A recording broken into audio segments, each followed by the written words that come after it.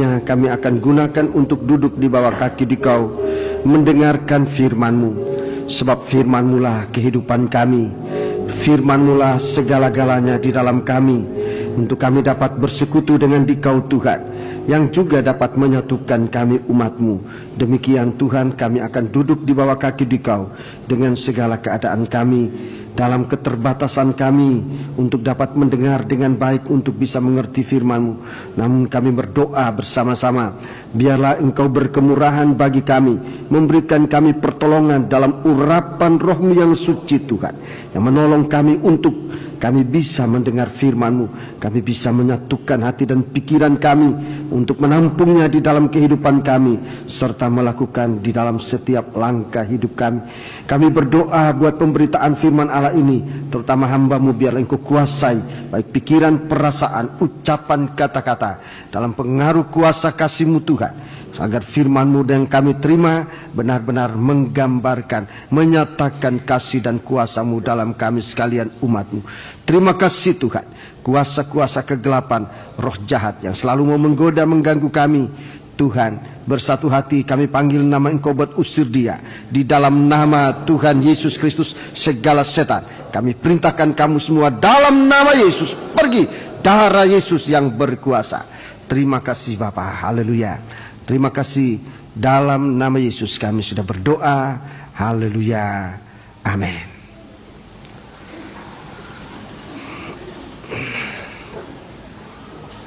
Sidang jemaat yang dikasihi Tuhan, Bapak dan Ibu Tetes bersama putra-putrinya yang bersama kami pada kesempatan kebaktian ini, kami menyampaikan selamat datang, selamat berbakti bersama-sama kami dalam kesempatan kebaktian pagi hari ini.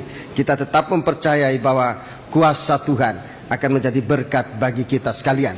Kepada sidang jemaat, salam bahagia bagi kita sekalian, dan duduklah dengan tenang untuk kita bisa mengikuti pemberitaan firman Tuhan.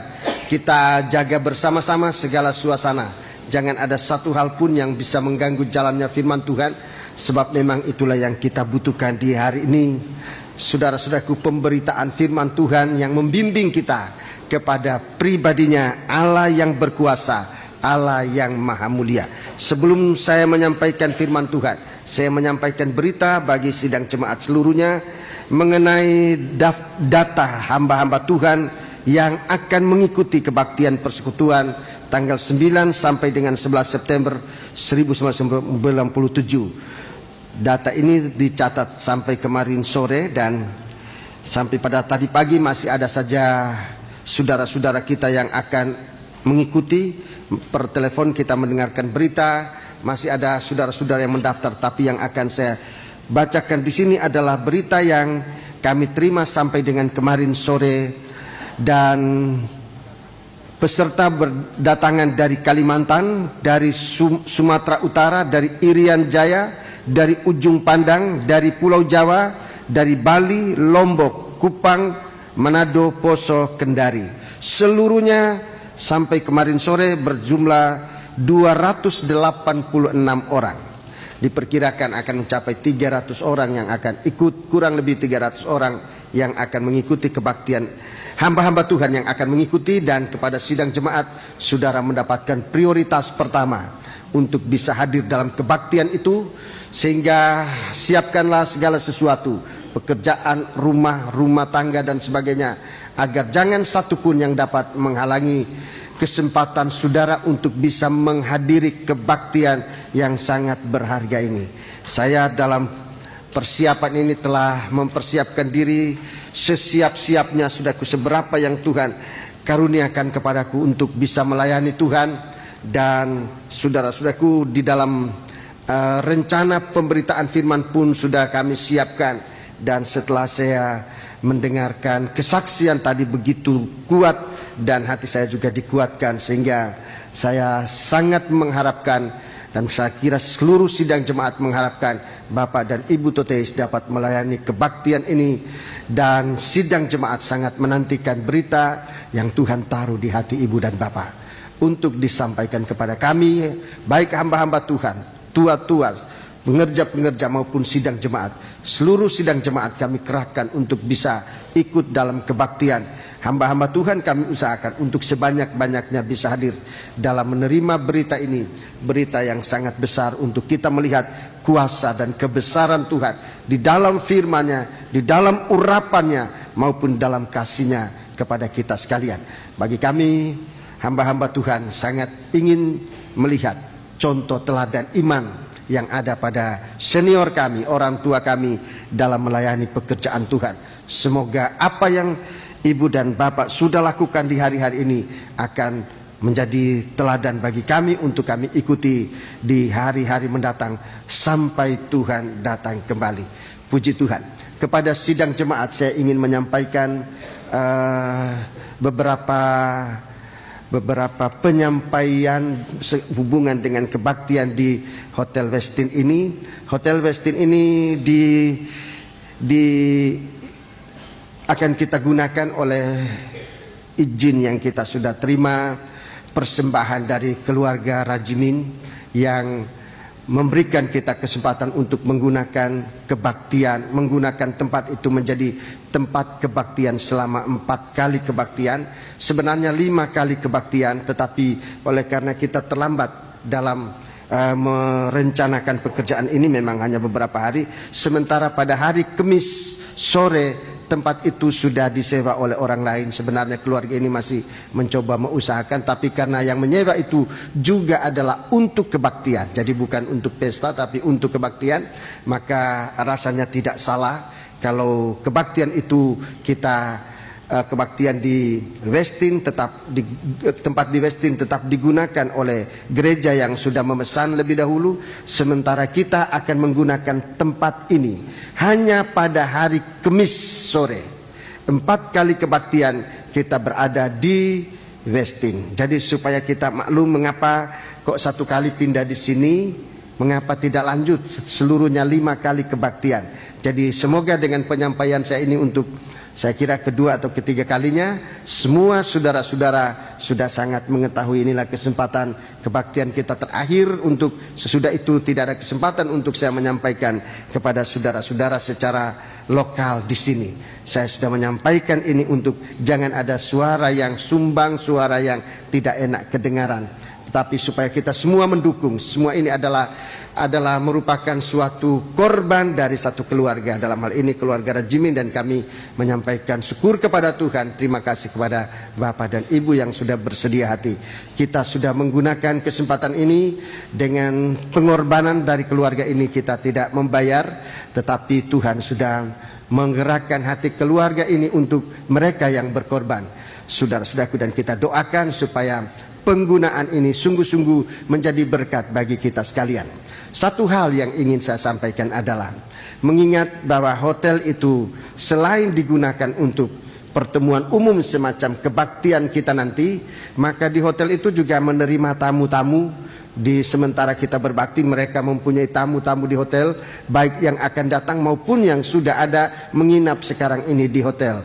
Dan pintu untuk kita, kebaktian kita akan diadakan di ballroom, mempunyai pintu khusus, pintu sendiri. Sehingga saya mohon dengan hormat dan penuh pengertian, mengharapkan pengertian saudara-saudara sekalian, kalau kita nanti akan masuk ke kebaktian, tolong menggunakan ruangan yang sudah diberikan kepada kita. Ada banyak ruangan-ruangan di sana, tapi baiklah kita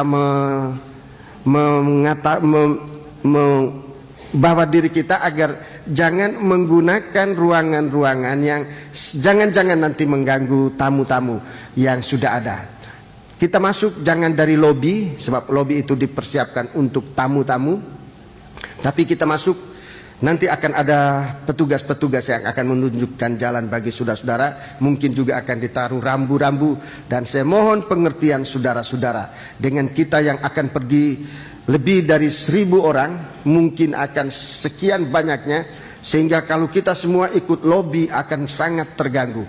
Jadi saya mohon pengertian saudara-saudara. Kaum muda tadi malam saya sudah sampaikan, dan kita terutama jemaat Johor Lemah Putro yang merupakan bagian terbanyak nanti dalam kebaktian itu, saya mohon saudara memberikan contoh teladan untuk mengambil foto dan sebagainya, supaya saudara membatasi diri dengan sebaik-baiknya di tempat-tempat yang kiranya bisa mengganggu ketentraman para tamu-tamu yang sudah berada di Hotel Westin maupun yang akan datang, maupun petugas-petugas Westin. Kita bekerja bersama dengan mereka supaya kebaktian itu benar-benar kebaktian yang diberkati oleh Tuhan. Demikian pengharapan saya sebagai gembala dan pengharapan kita semua agar kebaktian ini benar-benar kebaktian yang akan diberkati oleh Tuhan. Kita berdoa bersama biar Om dan Tante Toteis dapat kekuatan. Saya tahu mereka mempunyai kerinduan untuk menyampaikan berita yang ditaruh oleh Tuhan dalam hati mereka. Sebab mereka mempunyai rencana pada tahun ini akan datang. Tapi sebagaimana tadi saudara dengar dalam kesaksian, begitu iblis menghalangi sehingga sempat rencana ini dibatalkan. Bukan ditunda, tapi dibatalkan. Sehingga sebenarnya untuk tahun ini Bapak dan Ibu Toteis tidak berada di tengah-tengah kita. Tetapi oleh kasih Tuhan dan kuasa ajaib dan mujizatnya, Tuhan sudah membuka kesempatan, membuka jalan, maupun memberi kekuatan untuk Bapak dan Ibu Toteis dalam perjalanan kuat sampai hari ini. Kita tetap berdoa, sidang jemaat tetap berdoa. Kali ini supaya Tuhan kasih kekuatan dan menjelaskan berita di dalam hati Bapak dan Ibu Toteis untuk dibukakan bagi kita sekalian. Puji Tuhan. Tentu Tuhan mempunyai maksud sehingga Tuhan bekerja begitu ajaib untuk kedua orang tua ini bisa hadir di tengah-tengah kita. Manfaatkan kesempatan ini. Hamba-hamba Tuhan yang sempat saya hubungi lewat telepon, semua dalam kesukaan, sukacita mendengar berita yang sangat ajaib ini dan mereka berusaha untuk bisa datang. Sebenarnya buat saudara-saudara dari luar Jawa begitu berat, apalagi hamba Tuhan untuk mengumpulkan uang sekian banyak untuk jadi biaya bisa datang dalam kebaktian ini. Bagi mereka waktu itu sangat singkat, tapi di antara mereka ternyata sudah tercatat 286. Sebenarnya yang saya tahu persis sudah mendekati 290. Tapi yang dicatat sampai kemarin 286. Ini semua oleh karena dorongan kasih Allah. Doakanlah semua ini.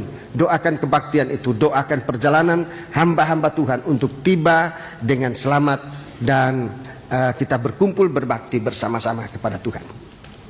Sehubungan dengan ini, sudah dalam kebaktian persekutuan ini, harusnya pertanggungan jawab ini saya sampaikan di Gereja Jalan Johor, tapi karena kebaktian ini merupakan kebaktian gabungan, sementara Gereja Jalan Johor nanti pada hari Kamis yang akan datang, pada kebaktian pagi hari, kaum wanita berada di Westin, sementara kami kaum pria akan adakan kebaktian di Gereja Jalan Johor. Maka saya merasa perlu untuk hari ini saya menyampaikan pertanggungan jawab tentang renovasi, dua tingkat waktu renovasi untuk Jalan Johor. Dan sampai pada hari ini gereja itu sudah siap dipakai.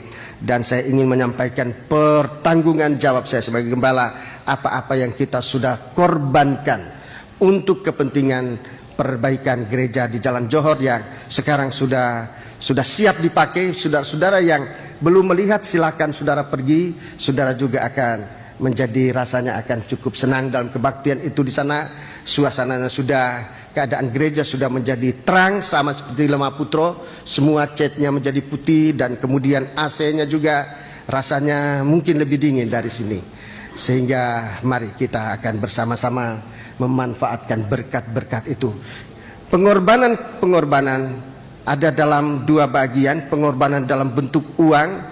Ada beberapa saudara-saudara, ada banyak saudara-saudara yang memberikan secara pribadi, tetapi juga kita di antara kita memberikan secara kolektif, sehingga penggunaan uang yang biaya renovasi gereja Johor secara keseluruhan adalah 84.203.555 rupiah. Itu yang sempat dicatat, dan tentu banyak yang belum sempat dicatat. Sementara dari daftar-daftar ini perinciannya saya tempelkan di papan. Saya tidak punya waktu untuk membacakan secara terperinci, tapi di papan pengumuman di depan saya tempelkan sebagai pertanggung jawab. Kemudian di samping itu ada korban-korban dalam bentuk lain yang dalam catatan saya ini tentunya belum secara lengkap, tetapi apa yang sempat saya catat dicatat oleh saudara kita yang bertugas dalam hal ini. Saya ingin mempertanggungjawabkan beberapa hal yang ada dalam catatan ini. Pertama, doa dari seluruh sidang jemaat Johor Lemah Putro ini satu pertanggungan jawab harus saya sampaikan. Syukur kepada Allah kita naikkan, panjatkan bersama ucapan terima kasih kepada sidang jemaat yang sudah dengan segala kesatuan hati mendukung pekerjaan ini dalam doa, dalam kerjasama, dan oleh kemurahan Tuhan selama kita renovasi ini saya tidak mendengar satu suara pun yang menentang, dan itu bagi saya satu kekuatan tersendiri sebab saudara mendukung apa yang dikerjakan dalam sidang jemaat. Semua sidang jemaat dalam doa sudah mendukung, dan dalam moral, dalam segala kekuatan sudah saudara nyatakan kesediaan saudara untuk mendukung pekerjaan itu. Dalam banyak hal saudara sudah lakukan. Yang kedua, ada rancang bangun dan pelaksana dari seorang saudari kita, seorang ibu di dalam sidang jemaat ini, seorang insinyur yang memang mempersiapkan diri di dalam baik perencanaan maupun langsung memimpin, maupun rancangan maupun langsung memimpin dalam pelaksanaan. Saya lihat setiap kali dia menghadiri. Kalau saya menyebutkan ini, saya tidak bermaksud untuk menjatuhkan atau memuji tanpa dasar, tapi kepada keluarga ini saya sebutkan Ibu Susiani Tirto Wijoyo. Kemudian ada marmer untuk seluruh lantai. Marmer untuk seluruh lantai. Beberapa kali saya sudah menyampaikan, tapi saya belum menyebutkan nama. Kali ini penyebutan nama ini pun saya tidak bermaksud untuk menjatuhkan atau memuji tanpa dasar, tetapi saya ingin menyatakan rasa terima kasih kami, saya bersama sidang jemaat, kepada keluarga Yongki Tiro yang sudah dipakai oleh Tuhan. Sudah dipakai oleh Tuhan menyediakan seluruh marmer yang dipakai untuk perbaikan gereja seluruh lantai. Bahkan masih ada marmer persiapan jika di suatu waktu perlu diganti. Mereka sudah mempersiapkan juga reserve. Kemudian yang keempat, nah ini yang ini granit untuk podium dan sekaligus ongkos pasangnya, dipersembahkan oleh seorang ibu yang sampai hari ini masih merupakan rahasia bagi saya. Ibu itu tidak mau menyebut namanya, bukan karena apa, tetapi memang ibu itu menyembunyikan diri sampai hari ini, saya tidak tahu siapa. Jadi sudah berapa kali kami pindah toko untuk memesan marmer, memesan granit itu, tapi ibu itu kok tahu kami pindah itu, tahu. Dia pesan, biarkan aja mereka pilih, sesudah pilih jangan minta uangnya, dia kasih dia punya kartu nama dengan pesan jangan sebutkan kepada orang gereja. Jadi sampai hari ini saya tidak tahu. Podium itu sangat indah, bagus, sudah dikerjakan oleh tukang, dia yang bayar. Tapi tukang ini juga nggak tahu sebab lewat orang toko. Tukang ini juga nggak tahu siapa itu. Cuma dalam kita coba menelusuri, ternyata yang dapat kita lacak sampai hari ini bahwa yang berkorban ini adalah seorang ibu. Saya tidak tahu ibu itu janda atau ibu itu punya suami, tapi dari kita telusuri, kita coba cari kira-kira siapa, kita baru dapat mencapai yang berkorban ini adalah seorang ibu. Ini pun mungkin salah, saya tidak tahu tepat, tapi yang kita kira-kira ini seorang ibu. Cuma ibu itu atau nona itu saya masih belum tahu kalau dia ibu atau nona. Mungkin juga bapak atau seorang pemuda, tapi yang kira-kiranya kami adalah seorang wanita. Terima kasih buat ibu itu kalau dia berada di sini. Terima kasih buat saudara itu. Tuhan tahu nama saudara. Tuhan akan memberkati saudara. Puji Tuhan. Kemudian yang turut direnovasi juga adalah genset. Ini dikorbankan oleh 3 keluarga. 3 keluarga menjadi satu dalam satu kesatuan. Mereka berkorban bersama-sama. Sekali lagi, kalau saya menyebut nama ini tidak untuk memuji tanpa dasar atau apalagi untuk menjatuhkan, tetapi untuk rasa terima kasih dan syukur kami kepada Tuhan. Terima kasih sidang jemaat kepada keluarga ini. Saya menyebutkan nama ini sekali lagi, tujuannya hanya untuk menyampaikan rasa terima kasih kepada saudara-saudara sekalian. Genset dari 35 KV menjadi 58 KVA. Dari 38 KVA menjadi 58 KVA. Keluarga Haryanto, keluarga Rudianto Wijoyo, keluarga Yan Suhatan. Terima kasih, Tuhan memberkati saudara. Kemudian pengerjaan kayu untuk kursi dan mebel dikerjakan lagi. Penyebutan nama ini lagi tidak untuk menjatuhkan, tapi sebagai rasa terima kasih kami kepada saudara, ucapan syukur kami kepada Tuhan. Pekerjaan kayu untuk kursi dan mebel, sebab semuanya baru dikerjakan oleh keluarga Rudi Handoyo. Terima kasih buat saudara, Tuhan memberkati. Kemudian ongkos kerja dan pembuatan pipa kursi, kaki dari bangku, dan pembuatan pelita emas yang sudah dipasang di gereja dikerjakan oleh keluarga Herman Sudibyo. Saya sampaikan ini sebagai ucapan syukur kepada Allah dan terima kasih kepada keluarga ini. Tuhan memberkati. Kita doakan keluarga ini, kiranya Tuhan akan tetap menyatukan mereka dalam satu ikatan nikah yang diberkati oleh Tuhan. Kemudian yang kedelapan, profil gips seluruh gereja. Lagi saya akan menyebutkan nama ini dalam rangka ucapan syukur kepada Tuhan dan terima kasih kepada keluarga bersama seluruh pekerja-pekerjanya yang sudah mengerjakan, dikerjakan oleh keluarga Yohan Simon. Terima kasih buat saudara-saudara sekalian dan Tuhan memberkati. Kemudian untuk seluruh kebutuhan pasir dan berbagai-bagai hal, lagi ucapan syukur kepada Tuhan dan ucapan terima kasih bagi saudara keluarga Lianto yang sudah dipakai oleh Tuhan dalam hal ini.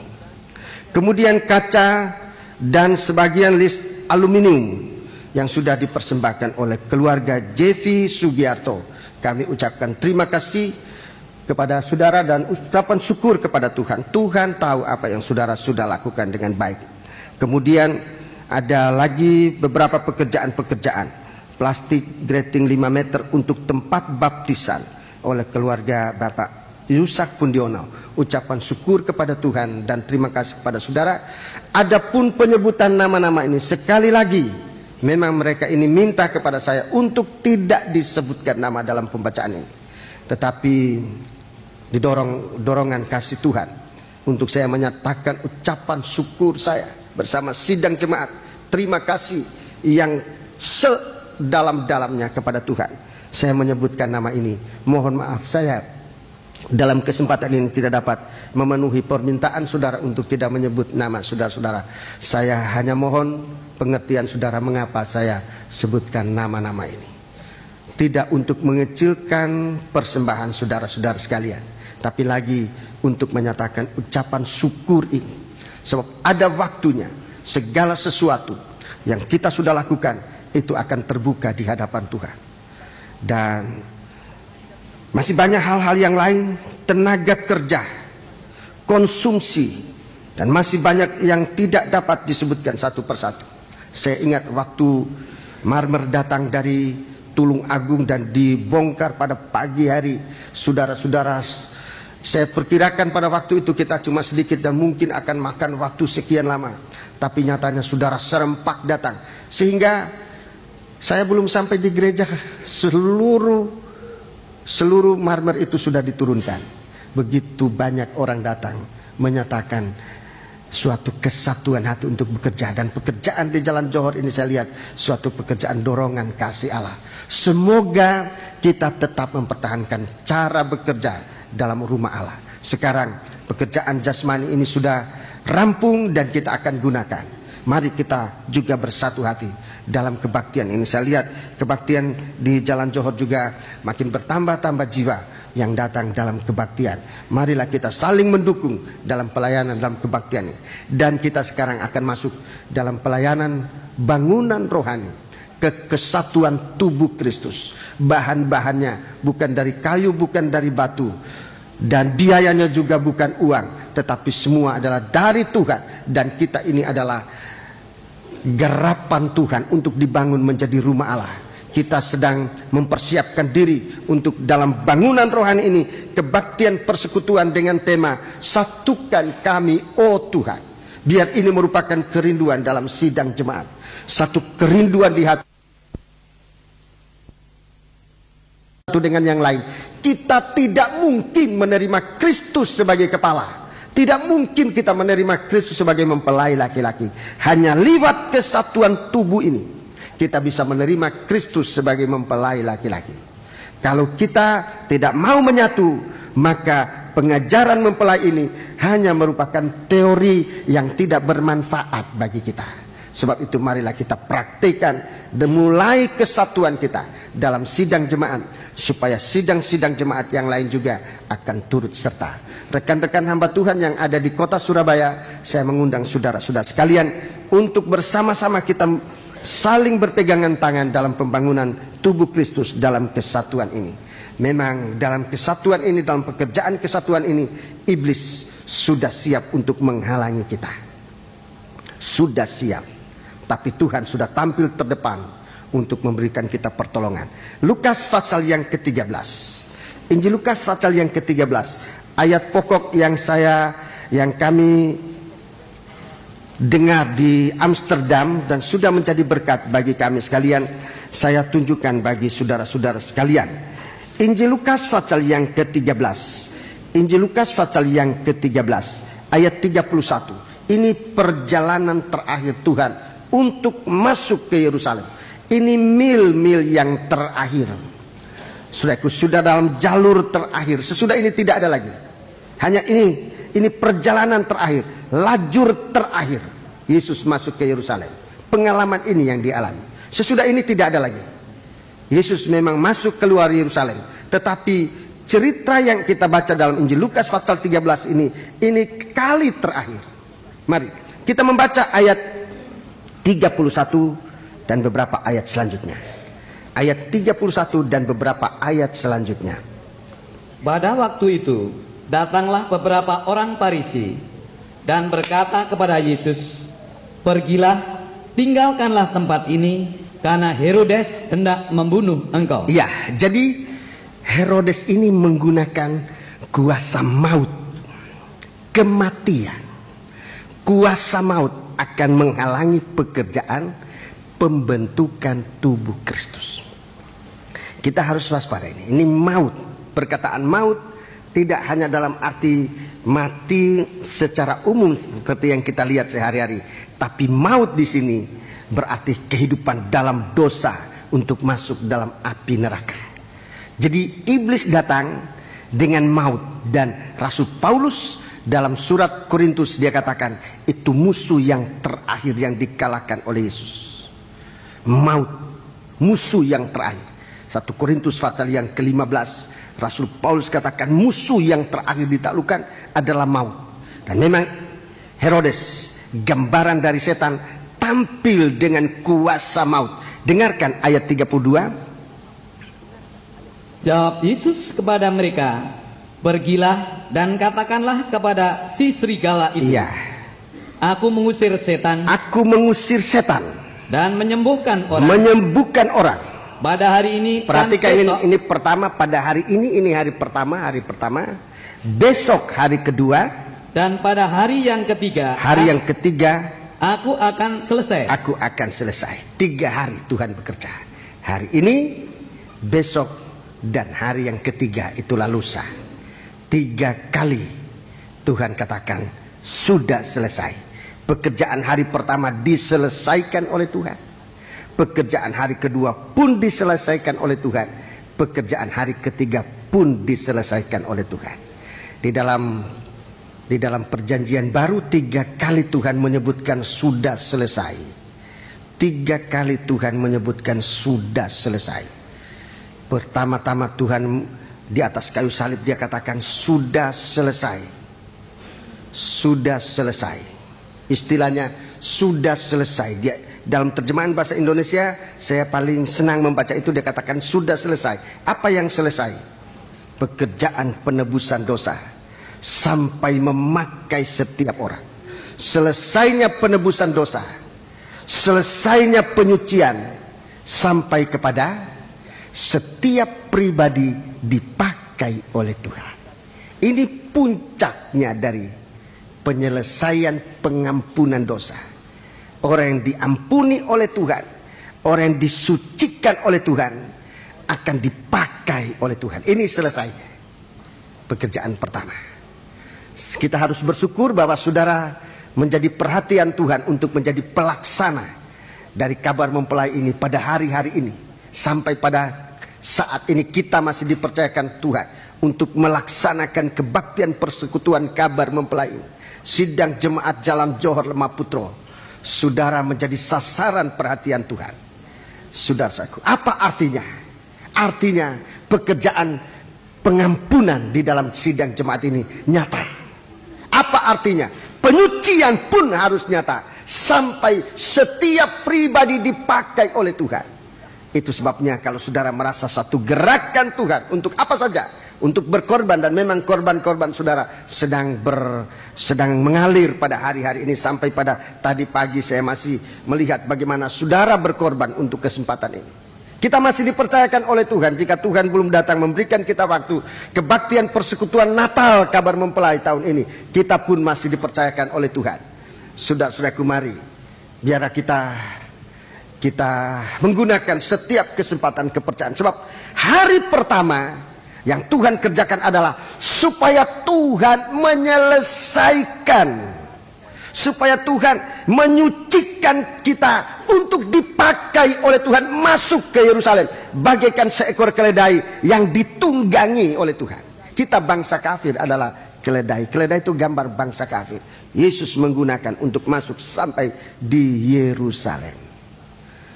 Kedua kali Tuhan bicara tentang sudah selesai, tetapi dalam bahasa Indonesia menggunakan kesempatan sudah genap. Sudah genap. Atau sudah terjadi di dalam Wahyu. Baiknya kita baca dalam Wahyu. Dalam Wahyu pasal yang ke 21. Wahyu pasal yang ke-21 ayat 6. Yang tadi yang pertama adalah Wahyu pasal 19. Kini Yohanes 19. Sekarang Wahyu 21 ayat 6. Firman-Nya lagi kepadaku, semuanya telah terjadi. Aku adalah Alfa dan Omega, yang awal dan yang akhir. Orang yang haus akan kuberi minum dengan cuma-cuma dari mata air kehidupan. Ya, semuanya sudah terjadi. Ayat 5, apa yang terjadi? Ayat 5. Ia yang duduk di atas tahta itu berkata, lihatlah, aku menjadikan segala sesuatu baru. Iya, segala sesuatu baru. Aku menjadikan segala sesuatu baru. Tuhan tidak hanya menyucikan kita, Tuhan tidak hanya memakai kita, tetapi Tuhan menjadikan kita baru. Lebih daripada hanya disucikan, tetapi kita diubah menjadi baru. Semua sudah terjadi. Terjadi apa? Terjadi baru. Semua sudah menjadi baru. Pembaharuan dikerjakan oleh Tuhan sampai seluruhnya menjadi baru. Tidak ada perkara yang lama, tidak ada perkara yang tua. Bukan umur di sana sudah tidak ada. Semua kita di sana menjadi baru. Sudah saku. Tanda maut itu tidak ada lagi. Tanda maut itu tidak ada lagi. Semua dibaharui oleh Tuhan. Semua jadi baru. Yang lama itu sudah lewat, yang baru sudah terjadi. Ini hari yang kedua. Ketiga kali Tuhan berbicara, tapi Tuhan menggunakan istilah semua sudah terlaksana. Selesainya itu dengan menggunakan semua sudah terlaksana. Dalam Wahyu pasal 16, Wahyu pasal 16 ayat 17, dalam bahasa Indonesia dikatakan sudah terlaksana. Sudah terlaksana. Ayat 17. Dan malaikat yang ketujuh menumpahkan cawanya ke angkasa, dan dari dalam bait suci kedengaranlah suara yang nyaring dari takhta itu, katanya, sudah terlaksana. Ya, sudah terlaksana. Wahyu 16 bicara tentang penumpahan bokor, hukuman murka Allah yang terakhir yang disampaikan. Sudah terlaksana, itu artinya penghukuman itu sudah dilaksanakan. Sudah dilaksanakan, eksekusi itu sudah terjadi. Sudah dieksekusi. Siapa yang dieksekusi? Orang-orang yang tidak masuk dalam penyucian Tuhan, menyia-nyiakan korban Kristus, salibnya Tuhan. Siapa yang dieksekusi? Orang-orang yang tidak dibaharui, yang tinggal hidup dalam keadaan lama, dieksekusi oleh Tuhan untuk masuk dalam api neraka. Mereka dibuang dalam lautan api dan belerang. Orang-orang yang tidak percaya kepada Tuhan dieksekusi. Jadi Tuhan bekerja menyelesaikan 3 perkara. Nomor 1, menyelamatkan orang berdosa, menyucikan sampai memakai kehidupan itu. Yang kedua, Tuhan membaharui. Tapi yang ketiga, orang-orang yang tidak mau diselamatkan, orang-orang yang tidak mau dibaharui, mereka akan masuk dalam penghukuman, eksekusi di akhir zaman. Tuhan menyatakan keadilannya, sebab Tuhan sudah memberi kesempatan untuk selamat, tapi mereka memilih yang memilih dosa, memilih gelap daripada terang. Hukuman Allah telah datang. Orang yang tidak percaya sudah dihukum oleh Tuhan. Bukan akan dihukum, tapi sudah dihukum. Sekarang sudah, kita akan lanjut sesuai dengan makanan rohani yang disediakan oleh Tuhan bagi kita setiap hari. Kita sekarang akan membaca kuasa maut yang dibawa oleh Herodes itu. Kuasa maut yang dibawa oleh setan. Dalam Wahyu pasal 9 ayat 13 sampai dengan ayat 21. Di sini kita melihat kuasa maut itu. Kuasa maut itu, malaikat maut yang akan dilepaskan untuk membinasakan sepertiga dari penduduk bumi ini. Mari kita membaca ini. Kita akan lihat nanti kuasa apa yang dipakai oleh setan. Kuasa apa yang dipakai oleh setan. Mari. Lalu malaikat yang keenam meniup sangkakalanya, dan aku mendengar suatu suara keluar dari keempat tanduk mezbah yang di hadapan Allah. Mezbah emas. Tanduk mezbah emas. Dari keempat mezbah emas, keempat tanduk mezbah emas yang di hadapan Allah. Ya, ada dua mezbah dalam tabernakel. Yang pertama mezbah korban bakaran, itu ada di halaman. Tapi yang kedua mezbah emas, ini bicara tentang penyembahan, punya kuasa penyembahan. Ya, ayat 14. Dan berkata kepada malaikat yang keenam yang memegang sangkakala itu, ya, lepaskanlah keempat malaikat yang terikat dekat sungai besar Efrat itu. Ya. Maka dilepaskanlah keempat malaikat yang telah disiapkan bagi jam dan hari, bulan dan tahun untuk membunuh sepertiga dari umat manusia. Ya. Dan jumlah tentara itu ialah 20.000 laksa pasukan berkuda. Aku mendengar jumlah mereka. Ya, jadi jelasnya 4 malaikat ini dalam ayat berikut dijelaskan bahwa mereka ini adalah malaikat maut, malaikat pembunuh, membunuh sepertiga dari umat manusia dengan menggunakan, yang pertama menggunakan tentara mereka, tentara pilihan. Dari perlengkapan mereka kita melihat bahwa tentara ini bukan tentara biasa, tapi ini tentara pilihan. Coba ayat 17. Maka demikianlah aku melihat dalam penglihatan itu kuda-kuda dan orang-orang yang menungganginya. Mereka memakai baju sirah merah api dan biru dan kuning belerang warnanya. Ya. Kepala kuda-kuda itu sama seperti kepala singa, dan dari mulutnya keluar api dan asap dan belerang. Ya, jadi sudah malaikat maut menggunakan tentaranya, serdadu-serdadunya, tapi juga menggunakan senjata-senjata. Dari senjata mereka, senjata yang sangat mutakhir, senjata yang modern, saudaraku, kita bisa melihat bahwa tentara ini tentara terlatih, tentara elit, tentara pilihan. Dari perlengkapan mereka kita melihat ini bukan tentara biasa. tapi ini tentara yang sudah terlatih. Saudara-saudara, ayat 18. Oleh ketiga malapetaka itu dibunuh sepertiga dari umat manusia, yaitu oleh api dan asap dan belerang yang keluar dari mulutnya. Sebab kuasa kuda-kuda itu terdapat di dalam mulutnya dan di dalam ekornya.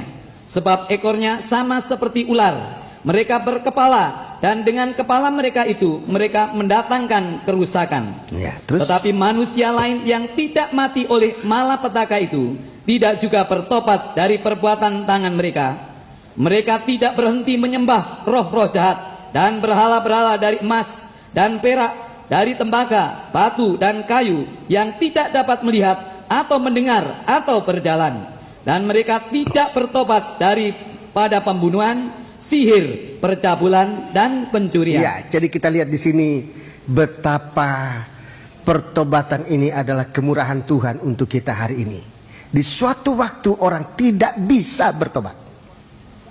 Jadi kalau sekarang ini masih ada kesempatan bertobat dan masih ada hati untuk mau bertobat, ini benar-benar kemurahan di akhir zaman ini. Lebih dari uang, lebih dari apapun yang kita agungkan, yang kita besarkan di dunia ini, kesempatan untuk bertobat. Kesaksian saya tentang seorang muda yang bertanya kepada saya, apa sih tujuannya kita hidup di dunia ini? Apa maksudnya? Pada waktu itu Tuhan berikan keberanian dalam hati saya. Seorang muda ini orang muda yang kaya. Bagi saya dia salah satu yang sangat kaya. Dan saya kasih tahu dia, tujuannya untuk bertobat. Itu Tuhan kasih kita kesempatan hidup di dunia ini untuk bertobat. Kalau kesempatan bertobat kita belum gunakan sewaktu hidup di dunia, itu berarti kita sudah menyia-nyiakan kesempatan sekali saja untuk hidup di dunia ini. Tidak dua kali di dunia ini, satu kali. Dan kalau satu kali ini kita tidak pakai untuk bertobat, tidak ada lagi waktu dan kesempatan lain untuk bertobat. Kali ini. Itu sebabnya kita harus berkemurahan. Kita harus merasa kemurahan Tuhan dan bersyukur kepada Dia bahwa Tuhan berikan kita keinginan, kesadaran untuk mau bertobat. Sebab di satu waktu tidak juga manusia bisa bertobat. Yang saya mau bicarakan bagi kita adalah setan ini, malaikat maut ini menggunakan senjata untuk mematikan. 3 hal yang keluar dari mulut kuda ini yang membinasakan. Ada 3 macam yang keluar dari mulut kuda. Ini yang membinasakan. Dalam bacaan ini disebutkan yang pertama dalam ayat 17, api itu yang pertama. Api itu bisa kita lihat, api bisa diraba, itu api. Jadi masih bisa kita lihat, masih bisa kita raba, kita rasa panasnya api. Itu yang pertama. Ini yang mematikan. Api ini mematikan. Yang kedua, asap. Kita lihat senjata ini lebih halus, ya. Api dan asap lebih halus. Yang ketiga, belerang. Ini lebih halus lagi. Sebab belerang ini bicara tentang gas.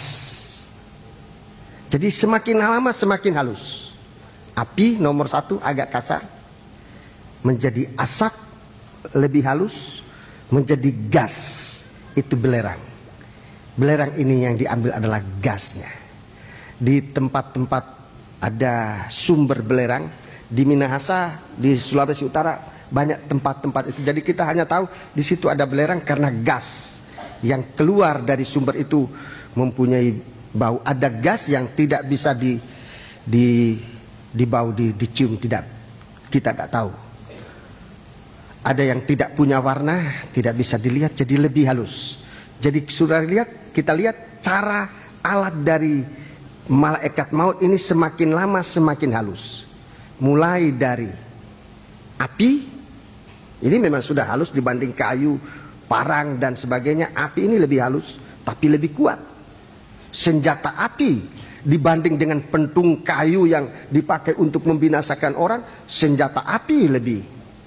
Senjata api dibanding dengan senjata tajam, besi, tembaga atau apapun juga, senjata api lebih kuat. Tetapi senjata api dibanding dengan asap, seperti yang diledakkan di Hiroshima dan Nagasaki Perang Dunia Kedua, bom atom, itu jauh lebih kuat dari senjata api. Senjata yang sekarang sedang diproduksi, disimpan oleh manusia, bukan lagi senjata asap ini, tetapi sudah merupakan senjata dalam bentuk gas yang lebih halus tetapi lebih kuat cara untuk mematikan. Namun demikian, saudaraku, saya dalam Bible Study saya katakan ini pengertian yang sangat dangkal. Ini pengertian yang sangat dangkal. Sebab apa yang bisa dilakukan, dibunuh oleh 3 senjata ini hanya sampai kepada membunuh tubuh. Padahal setan maunya untuk sampai kepada membunuh manusia, untuk bersama dia masuk dalam api neraka. Sampai manusia tidak mau bertobat. Ini manusia mati ini, saudara. Sampai manusia ini tidak ada gairah untuk mencari Tuhan. Ini namanya mati. Manusia pada dasarnya, manusia yang hidup, sesungguhnya ada naluri, ada kerinduan untuk mencari sumber kehidupannya.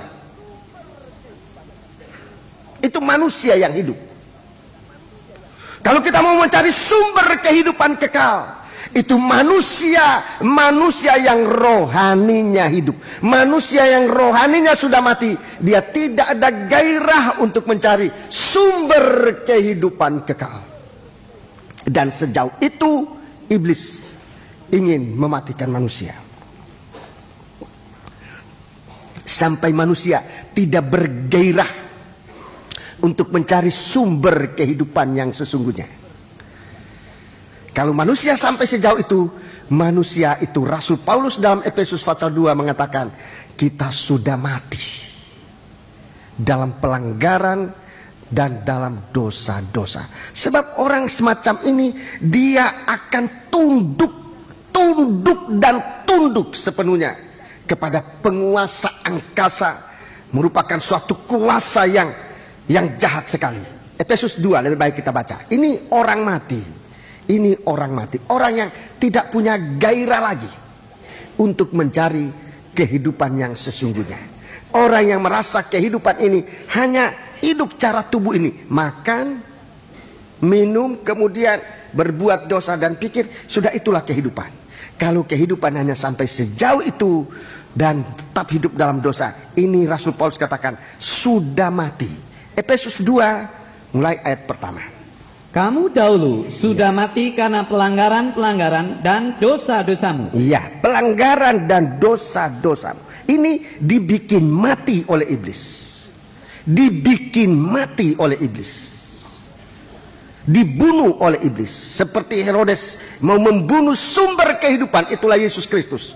Iblis bukan hanya mau mematikan manusia ini, tetapi dia mau menantang Yesus sebagai sumber kehidupan. Coba bayangkan kalau Yesus sampai melawan kepada Bapa di surga dan tidak ada kehidupan lagi dalam dunia ini. Tapi Tuhan sudah memberikan kepada Yesus suatu kekuatan. Kamu sudah mati karena pelanggaran-pelanggaran dan dosa-dosamu. 2, kamu hidup di dalamnya. Ya, kamu hidup dalam pelanggaran, dalam dosa. Karena kamu mengikuti jalan dunia ini. Mengikut cara hidup di dunia ini. Karena kamu mentaati penguasa kerajaan angkasa. Mentaati penguasa kerajaan angkasa. Yaitu roh yang sekarang sedang bekerja di antara orang-orang durhaka. Orang-orang melawan Tuhan. Tidak pernah ini orang durhaka. Tidak pernah lagi akan bertobat. Ini mendurhaka kepada Tuhan. Seperti setan sudah mendurhaka kepada Tuhan. Kalau kita masih hanya berbuat dosa, di satu waktu Roh Kudus menjamah hati kita dan kita sadar kita berbuat dosa ini, syukur. Tapi menjadi orang durhaka, menjadi orang yang terkutuk. Saudara-saudaraku, oleh roh yang sekarang sedang bekerja. Ada roh yang mengerjakan manusia supaya manusia itu menjadi durhaka, menjadi hatinya keras, merontak kepada Allah dan tidak kembali lagi kepada Tuhan. Ayat 3. Sebenarnya dahulu kami semua juga terhitung di antara mereka, ketika kami hidup di dalam hawa nafsu daging dan menuruti kehendak daging dan pikiran kami yang jahat. Pada dasarnya kami adalah orang-orang yang harus dimurkai, sama seperti mereka yang lain. Iya, terima kasih. Inilah manusia yang menjadi sasaran dari malaikat maut ini. Membuat manusia itu menjadi durhaka, tidak mau bertobat. Ini manusia durhaka. Rasul Paulus katakan, kita juga dulu orang berdosa. Tapi dalam ayat 4, tapi Allah yang kaya dengan rahmat, yang oleh kasihnya yang besar, yang dilimpahkannya kepada kita, telah menghidupkan kita bersama-sama dengan Kristus. Sekalipun kita telah mati oleh kesalahan-kesalahan kita, oleh kasih karunia kamu diselamatkan. Dan di dalam Kristus Yesus Ia telah membangkitkan kita juga dan memberikan tempat bersama-sama dengan Dia di sorga, supaya pada masa yang akan datang Ia menunjukkan kepada kita kekayaan kasih karunia-Nya yang melimpah-limpah sesuai dengan kebaikannya terhadap kita dalam Kristus Yesus. Itu dalam ayat 4 sampai dengan ayat yang ke-7. Begitu besar kasih Tuhan. Sekalipun senjata dari iblis ini dahsyat, hebat, tetapi saudara-saudaraku, kuasa Allah jauh lebih hebat. Bagi saudara-saudara, bagi kita sekalian yang mau mendengar, mau memanfaatkan korban Kristus di atas kayu salib, itu senjata yang tidak dapat dilawan oleh setan, bahkan senjata yang menewaskan setan. Sebab dari kayu salib itu keluar darahnya Yesus yang mengalahkan setan. Itu sebabnya kita datang kepada Tuhan. Kita kembali kepada kitab Wahyu Fatsal yang ke-9 ini. Ada 3 alat pembunuh. Ada 3 alat pembunuh dari setan. Ada 3 alat pembunuh dari setan. Yang pertama api. Ya, yang pertama api. Ini alat pembunuh. Arti rohani dari api ini saya sudah jelaskan dalam Bible Study. Saya sebutkan saja sekarang. Api ini bicara tentang lidah manusia ini. Perkataan yang sia-sia. Perkataan yang menghujat Tuhan. Menghujat akan penebusan dosa. Itu mematikan. Itu mematikan. Lidah yang tidak dipakai untuk nomor 1, mengaku bahwa Kristus itu Tuhan, untuk kemuliaan Allah Bapa di sorga. Filipi 2 ayat 11. Jadi lidah ini tidak dipakai untuk mengaku Tuhan. Lidah ini dipakai untuk mengatakan dosa, untuk perkataan yang tidak benar, untuk perkataan yang kotor.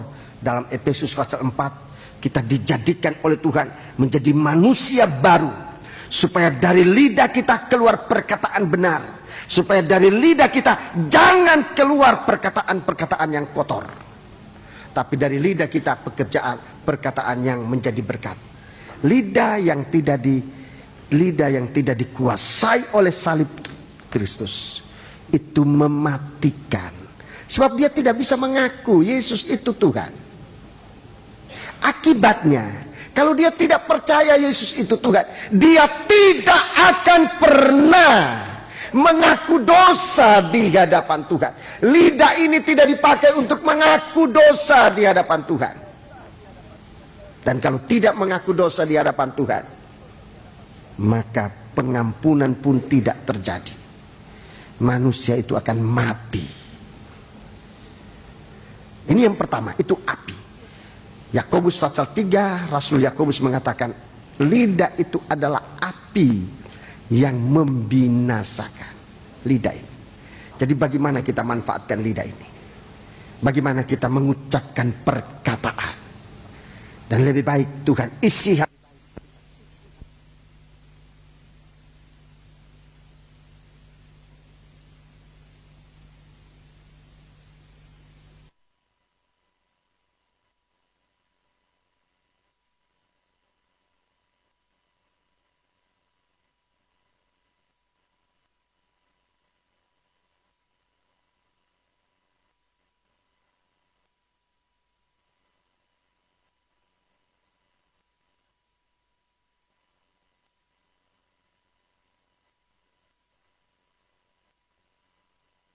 perkataannya membawa kehidupan. Keluar perkataannya membawa berkat. Puji Tuhan. Jadi ini yang pertama ya, perkataan sia-sia yang diucapkan oleh manusia. Selama kita mengucapkan perkataan yang belum mengaku Yesus itu Tuhan, belum mengaku dosa kita kepada Tuhan, perkataan-perkataan yang kita ucapkan masih merupakan perkataan yang sia-sia, tidak membawa kehidupan kekal. Mungkin masih bisa untuk menolong tubuh ini, tapi jiwa kita tidak tertolong. Sebab kita belum berseru kepada Yesus. Kita menggunakan lidah ini untuk berseru kepada Yesus. Dalam Kisah Rasul disebutkan, setiap orang yang berseru nama itu akan diselamatkan. Jangan mati karena lidah ini tidak digunakan tepat. Jangan mati karena lidah ini hanya digunakan untuk perkataan yang sia-sia. Biarlah kita hidup di dunia ini menggunakan perkataan. Alangkah bahagianya kalau lidah kita ini digunakan untuk memuji Tuhan. Para sangkor, saudara mendapat tugas khusus dan kesempatan untuk sebenarnya hidup lebih berbahagia dibanding dengan anak-anak Tuhan yang lain. Sebab saudara selain dari memuji Tuhan bersama sidang jemaat, saudara diberi kesempatan untuk memuji Tuhan ekstra, hanya saudara yang menyanyi. Ekstra itu. Dan ini suatu kemurahan Tuhan. Yang kedua asap. Asap. Yang kedua itu asap. Ini lebih dasar. Jadi penyebab kematian karena perkataan, ya. Perkataan yang tidak berfaedah. Kesaksian itu perkataan berfaedah. Pengakuan itu perkataan berfaedah. Perkataan yang sangat berguna untuk menghidupkan.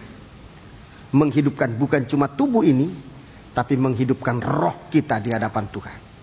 Di saat yang terakhir, sebelum nafas ini meninggalkan kita, kalau saja kita masih menyeru Yesus, kita diselamatkan. Sudah percaya? Gunakan lidah ini. Kalau di dalam kehidupan kita sudah terlatih dengan menggunakan lidah ini untuk menyebut nama itu dengan percaya, saudara-saudaraku, kita selamat, tidak mati. Herodes tidak berkuasa membunuh kita. Iblis tidak mampu untuk menghancurkan kita. Yang kedua, asap. Di dalam Alkitab kita menemukan asap dalam pasal 9 ini yang paling dekat. Lebih dahulu saya tunjukkan yang paling dekat. Coba kita membaca pasal 9 ini ayat 2. Maka dibukanyalah pintu lubang jurang maut itu. Lalu naiklah asap dari lubang itu bagaikan asap tanur besar. Ya, bagaikan asap tanur besar. Dan matahari dan angkasa menjadi gelap oleh asap lubang itu. Iya, terus? Dan dari asap itu berkeluaranlah belalang-belalang ke atas bumi, dan kepada mereka diberikan kuasa sama seperti kuasa kalajengking di bumi. Iya, terima kasih. Jadi ini sengat. Dari asap ini keluar sengat kalajengking. Itu sengatnya maut, ya. Dalam Alkitab yang disebut punya sengat itu adalah maut, ya. Lebih dari kalajengking. Dalam Alkitab yang disebutkan punya sengat yang mengakibatkan maut adalah dosa. Yang mempunyai sengat itu adalah maut. Sengat maut adalah dosa. Tolong baca dalam 1 Korintus 15, sebutkan ayatnya. 1 Korintus pasal 15. Ini sengat maut, itulah dosa. 1 Korintus 15 ayat 56. Iya, ayat 56. Sengat maut ialah dosa. Sengat maut ialah dosa. Dan kuasa dosa ialah hukum Taurat. Iya, terima kasih. Sengat maut itulah dosa. Ini yang mematikan, ya. Sengat maut ini yang mematikan. Dosa, namanya dosa. Jadi yang mematikan manusia, yang kedua adalah dosa. Lebih baik saya tunjukkan lagi yang ketiga. Yang mematikan belerang. Belerang itu di dalam Wahyu Fatsal yang ke-20, Wahyu Fatsal 20, di sana kita menemukan belerang ini. Ayat 9 dan ayat yang ke-10. Ada beberapa ayat, tapi kita baca ayat ini. Maka naiklah mereka ke seluruh dataran bumi, lalu mengepung perkemahan tentara orang-orang kudus dan kota yang dikasih itu. Tetapi dari langit turunlah api menghanguskan mereka. Terus? Dan iblis yang menyesatkan mereka dilemparkan ke dalam lautan api dan belerang. Lautan api dan belerang, yaitu tempat binatang dan nabi palsu itu. Tempat binatang, nabi palsu. Dan mereka diseksa siang malam sampai selama-lamanya. Ayat 14. Lalu maut dan kerajaan maut itu dilemparkanlah ke dalam lautan api. Itulah kematian yang kedua, lautan api. 15. Dan setiap orang yang tidak ditemukan namanya tertulis dalam kitab kehidupan itu, ia dilemparkan ke dalam lautan api itu. Ya, ke dalam lautan api itu. Lautan api dan belerang. Ini tempatnya maut, ya. Jadi yang mematikan, di sini kita sempat melihat begitu jelas pengaruh kuasa neraka. Ya, maut di sini neraka, di mana yang masuk di dalamnya adalah orang-orang yang tidak punya nama baru, yang tidak punya nama baru, tidak punya nama tertulis dalam kitab El-Hayat. Jadi kita lihat di sini, saudaraku, kalau kita membaca dalam 3 alat pemusnah ini, 3 macam alat kuasa pemusnah ini, mulai dari perkataan sia-sia, kemudian dosa, dan yang ketiga nama tidak tertulis. Saudaraku, kita tidak menemukan bahwa penyakit itu membawa maut. Tidak disebutkan penyakit itu membawa maut. Tidak ada kaitan hubungan penyakit dengan maut. Saya mohon kita berpikir sedalam-dalamnya hal ini. Penyakit dan maut itu tidak ada hubungannya. Itu berdiri sendiri-sendiri. Kalau mau mati tanpa sakit pun bisa. Ada orang yang sudah sakit kok tidak mati. Itu cara tubuh. Jadi sebenarnya maut dan penyakit itu tidak ada hubungannya. Yang ada hubungannya dengan maut adalah kalau kita suka ngomong yang sia-sia, itu hubungannya dengan maut. Yang namanya hubungannya dengan maut itu adalah kalau kita suka berbuat dosa, ini yang kedua. Itu hubungannya dengan maut. Yang ketiga adalah kalau nama kita tidak tertulis. Jangan kamu bersuka cita karena engkau mengalahkan setan, tapi bersukacitalah kalau namamu tertulis di dalam kitab El-Hayat. Jadi 3 hal ini kita jaga, saudaraku. Iblis mau menyergap kita, mau menghalangi kita, saudara, supaya jangan kita sampai kepada kehidupan kekal. Iblis mau membunuh kita dengan 3 macam ini. Yang pertama api, yaitu perkataan yang banyak kali kita tidak sadar, kita asal ngomong saja, tapi tidak pernah mau mencabut perkataan yang salah itu. Tidak pernah kita mau mengaku di hadapan Allah. Itu maut hubungannya itu. Itu maut hubungannya. Kalau manusia itu hidup dalam dosa, itu maut hubungannya. Kalau manusia namanya tidak tertulis di surga, hubungannya adalah maut. Saya nanti akan jelaskan ini dalam studi. Tetapi dalam kesempatan ini saya hanya menunjukkan secara garis besar. Ini harus dijaga ini. Ini yang ada hubungannya dengan maut. Penyakit itu tidak ada hubungannya dengan maut. Kalaupun tubuh kita ini meninggalkan, kalaupun nyawa kita meninggalkan tubuh ini, tetapi kita tidak dikuasai oleh maut, kita tidak dikuasai oleh dosa, kita punya tempat dalam Dia. Waktu Lazarus, orang-orang katakan Lazarus itu mati. Saudara-saudaranya sudah nangis, kalau engkau ada saudara kami tidak akan mati. Tapi Yesus berkata, dia tidak mati, dia tidur.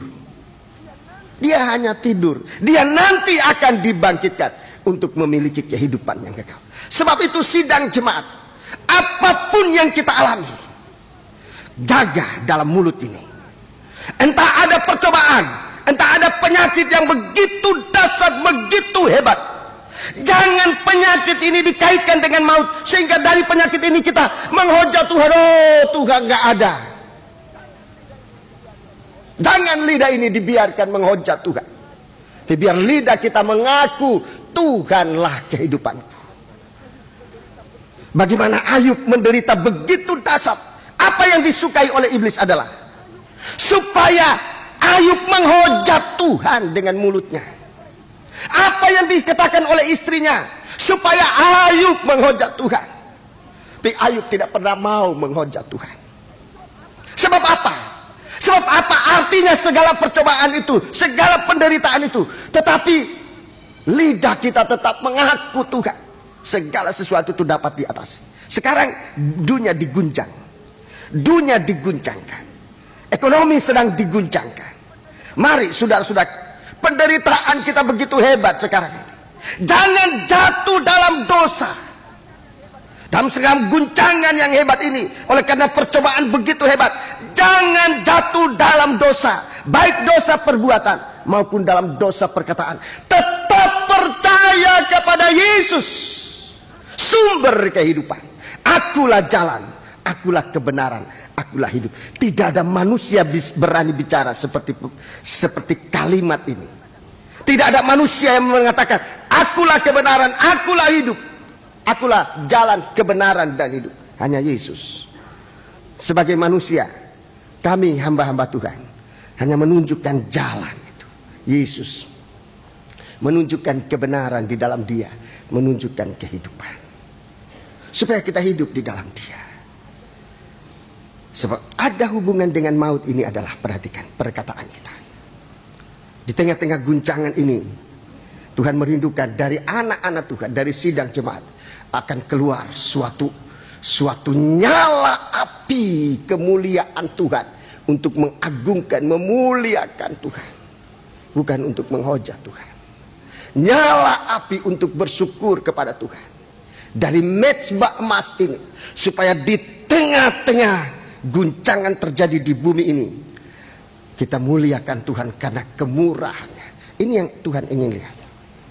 Tuhan ingin melihat bahwa di tengah-tengah percobaan, anak-anak Tuhan tidak jatuh dalam perbuatan dosa.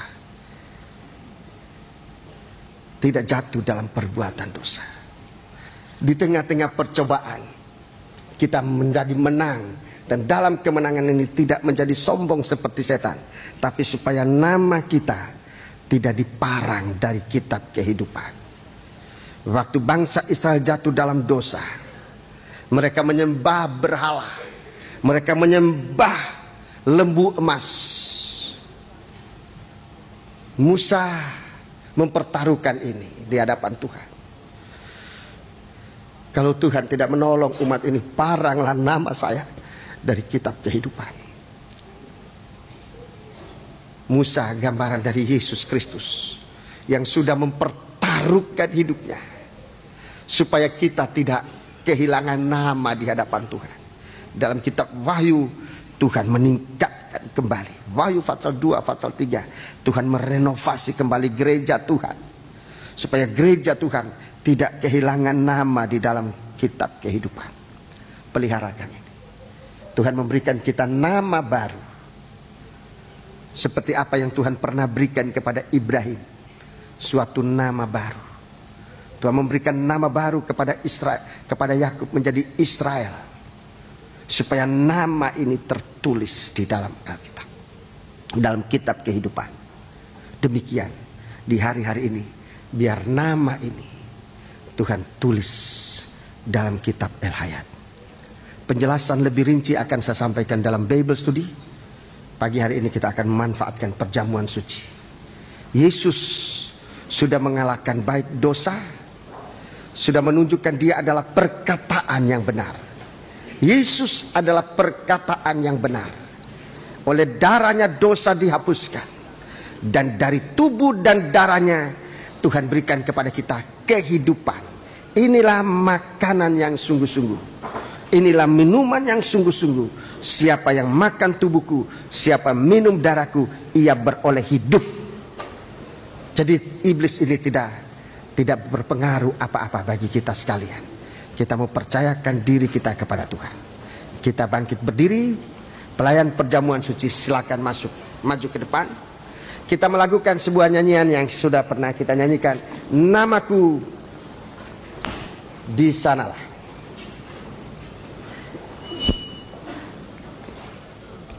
Namaku di sanalah dalam buku kehidupan kekal. Namaku kehidupan kekal. Apakah kita mau bersyukur kepadanya? Apakah kita merasa berhutang kepadanya sebelum kita mengucapkan ucapan syukur kita kepada Dia? Kalau saudara mau mengucapkan syukurmu, angkatlah tanganmu, sembahlah Dia. Haleluya, haleluya, haleluya. Aku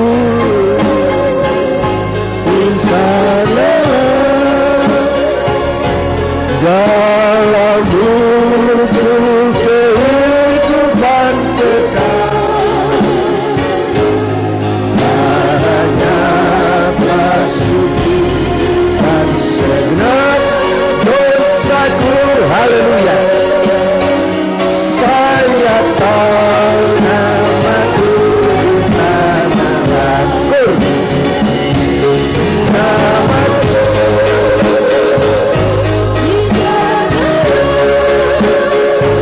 Yakinlah bahwa oleh kuasa darahnya, oleh firman dan oleh kasih rohnya yang suci, kita mencapai nama kita tertulis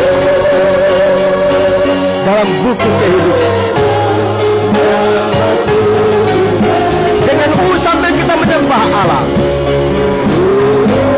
Haleluya, haleluya.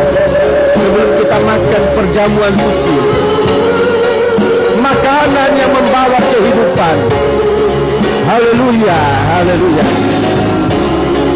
Makanan yang menghidupkan kita.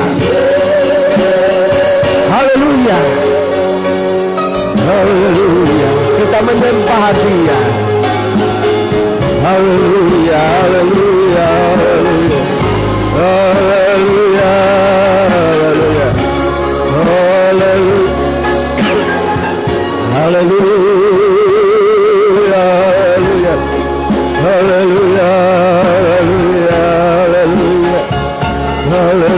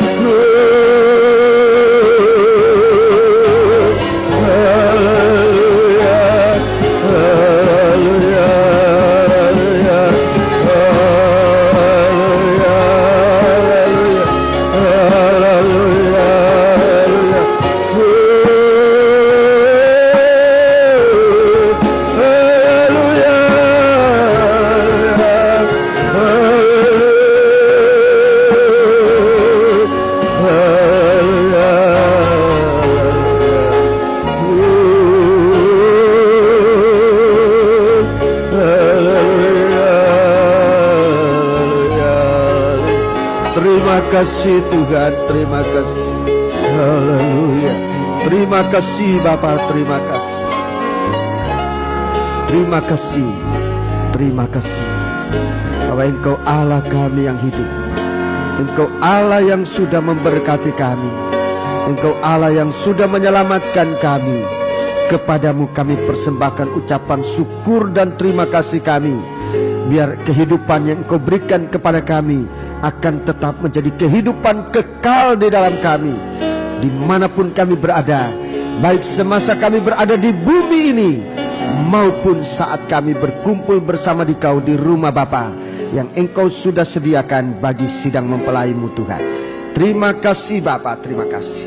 Sekarang Tuhan, sesudah Engkau mengampuni segala salah dosa kami, Engkau memperdamaikan kami dengan diri-Mu lewat korban-Mu, kami sekarang akan mengulurkan tangan kami, mengambil tubuh dan darah-Mu. Bapa, layakan kami menerima berkat dari perjamuan suci ini yang akan kami terima di dalam nama Tuhan Yesus Kristus. Haleluya, amin. Sementara kita melakukan nyanyian ini, perjamuan suci akan dibagikan bagi kita sekalian.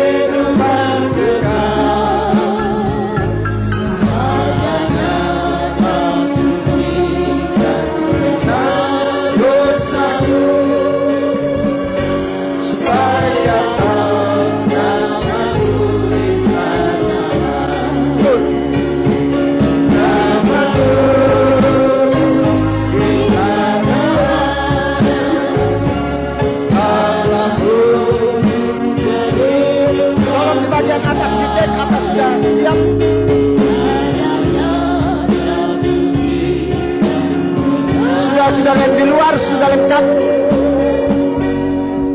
Sudah yang ada dalam ruangan semua sudah dapat bagian. Jika demikian mari kita bangkit berdiri. Namaku di sanalah.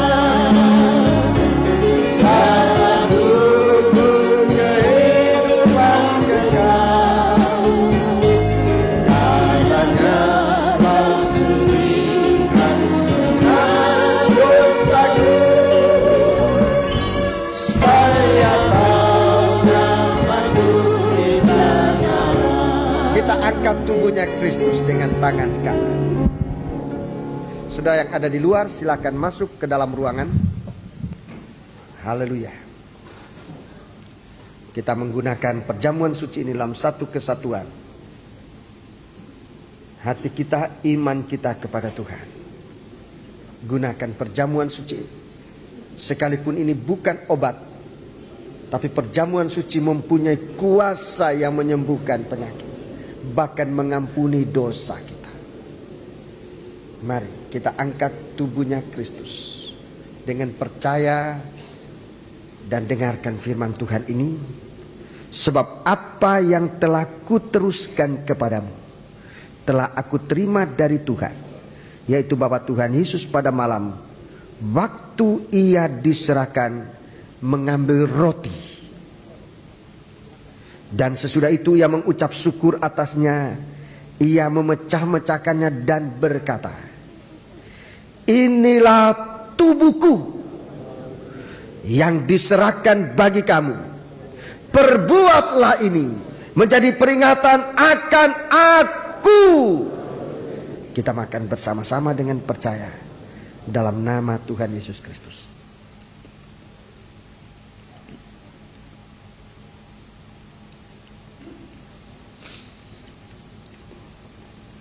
Kita angkat cawan. Haleluya.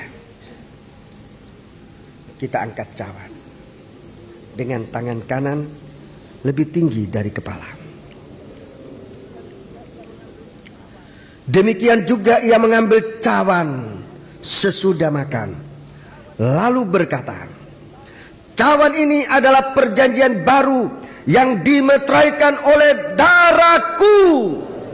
Perbuatlah ini setiap kali kamu meminumnya menjadi peringatan akan aku.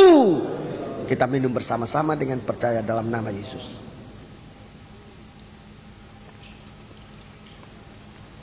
Haleluya. Kita angkat tangan kita dua ke atas. Saudara Ben Mulyono tampil ke depan mengucap syukur kepada kita. Haleluya, haleluya, haleluya. Tuhan, kami mengucap syukur dan terima kasih Tuhan untuk kemurahan-Mu yang berlaku dalam hidup kami. Kalau kami hari ini boleh mendengar firman-Mu yang membawa kami ke jalan yang harus kami tempuh, bila mana kami ingin luput dari segala tipu muslihat daripada si iblis Tuhan. Kami ingin meninggikan korban-Mu, kami ingin menyembah-Mu Tuhan untuk kemurahan-Mu. Segala puji syukur kami menaikkan kepada-Mu di dalam nama Tuhan Yesus Kristus. Tuhan, kami tahu bahwa hanya firman-Mu yang dibukakan yang bisa membawa kami ke jalan yang menuju kesempurnaan dan akhirnya kepada pembentukan dan daripada tubuh-Mu yang mulia. Dan untuk semua ini Tuhan, kami mengucapkan syukur dan terima kasih. Kiranya Tuhan, kemurahan berlanjut di dalam kehidupan kami, dan hari demi hari kami boleh disucikan dan disempurnakan. Oh, terima kasih Tuhan. Terima kasih juga bahwa kami pada hari ini boleh mendengarkan kesaksian daripada Pendeta Tutes dan istri Tuhan, yang mana telah menguatkan Tuhan ibadah kami dan pelayan kami akan Dikau. Terima kasih Tuhan, terima kasih. Di dalam nama Tuhan Yesus Kristus kami alaskan doa kami.